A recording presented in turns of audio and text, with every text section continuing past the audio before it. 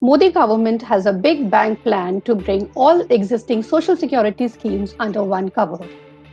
Hi, I am Yogyama from Economic Times. Today I am going to tell you about the government's vision for social security for the 400 million unorganized workers in the country. The pros and cons of this plan, how much will it cost the government, and what is it that they are going to do under this plan.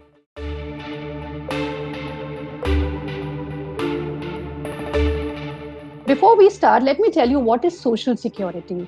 For our listeners, social security is the schemes that give us some kind of security. So while we are working, it could be health insurance, it could be medical benefits, it could be life and disability cover.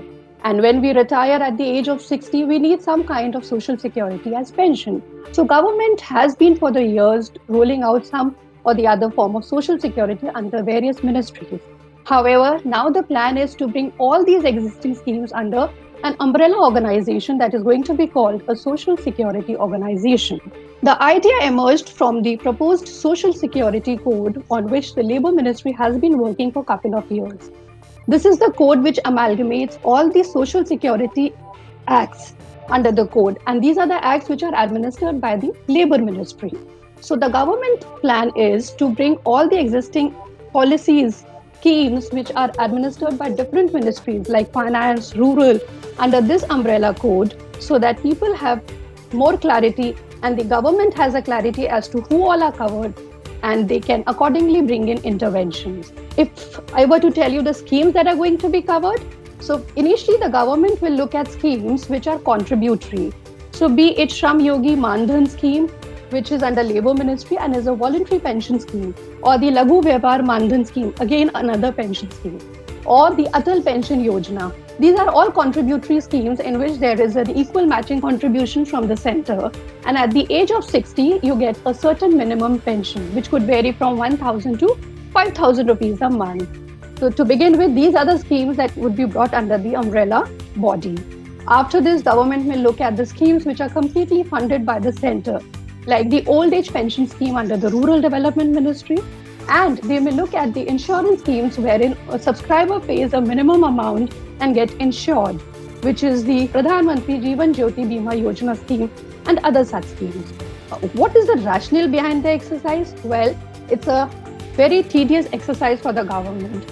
It is not going to be easy for them to bring all the schemes spread across different ministries under one ministry. There will be a lot of resistance which the government will have to face. However, they are adamant that they want to go ahead with the plan of this consolidation of schemes, and the prime reason behind that is the government wants to make the implementation more effective. Besides, they also want to understand and identify that who are the people who are not yet covered. Out of the 400 million which they intend to cover, who are the people who are not yet covered under any scheme? So once this consolidation happens, they will have a data set of all the people who are covered, and the ones who are left will then be ensured, the government will ensure that more and more of them are covered under different schemes. And this will also ensure and help government to see that there is no overlap in the beneficiaries. Because in that case, whatever the contribution the government is making goes double to the same person, which the government wants to weed out. How will this help?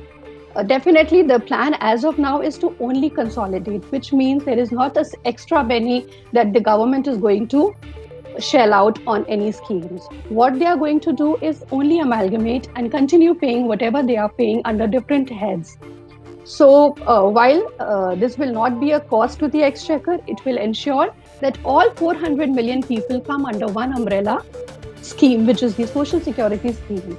The scheme is going to come into place once the Social Security Code, which is pending in the Parliament for approval, is notified. Once the scheme is notified, the government is going to frame a scheme under which all these schemes will be brought under. The government is very clear, and they have been talking about this, that they want to provide social security cover to all 400 million unorganized workers in the country. While the organized workers are covered under EPFO and ESIC, it is these unorganized workers who are left uncovered. As a result, they neither have a pension, they neither have a health benefits or insurance, and they do not even get minimum wages. While the government was seized of the fact that all this is happening, the current COVID crisis had made it very urgent and a priority for the government to work on these similar schemes as soon as possible so that more and more people are covered and they are able to address this any future pandemic without much trouble to this worker.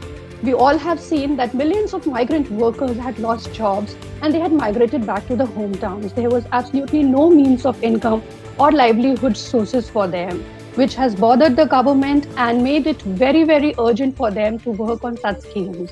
There is a view that this can be an eyewash in the sense that there is nothing that the government is spending and yet they are moving towards universalization.